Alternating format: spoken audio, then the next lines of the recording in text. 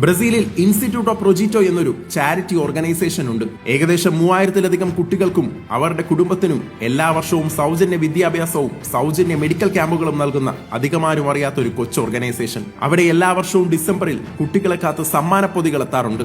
അങ്ങനെ ഒരു ക്രിസ്മസ് രാത്രിയിൽ ഞാൻ ആ ഓർഗനൈസേഷൻ സന്ദർശിക്കാനിടയായി. 1.5 വയസ്സ് തികഞ്ഞ കൊച്ചു കുട്ടികൾ മുതൽ പ്രായമായ അച്ഛനമ്മമാർ വരെ സന്തോഷത്തോടെ കഴിയുന്ന ഒരു ചെറിയ കുടുംബം. ഞങ്ങൾ അനാഥരല്ലെന്നും ഇനിയും ഒരുപാട് ദൂരം സഞ്ചരിക്കാനുണ്ടെന്നുള്ള ആത്മവിശ്വാസം അവർ ഓരോരുത്തരുടെയും കണ്ണുകളിൽ കാണാം. അവരുമായി കുറച്ചു സമയം ചിലവഴിച്ച് മടങ്ങവേ ഞാൻ ആ ഓർഗനൈസേഷന്റെ പൂർണ്ണമായ പേരൊന്ന് വായിച്ചു. Institute of Projeto Neymar JR. അതെ, ബ്രസീലിലെ പ്രിയാഗ്രാൻഡിയിൽ ജീവിച്ച് പട്ടിണി അതിജീവിച്ച് മഞ്ഞക്കുപ്പായത്തിൽ ചരിത്രം തിരുത്തിയ നെയ്മർ എന്ന ഫുട്ബോൾ ഇതിഹാസത്തിന്റെ ശമ്പളത്തിലാണ് ആ ഓർഗനൈസേഷൻ പ്രവർത്തിക്കുന്നത്. കളിക്കളത്തിൽ ഒരുപക്ഷെ അദ്ദേഹത്തിന് എടുത്തു പറയാൻ നേട്ടങ്ങൾ കുറവായിരിക്കാം, പക്ഷേ ജീവിതത്തിൽ അദ്ദേഹം ഒരു ഇതിഹാസമാണ്.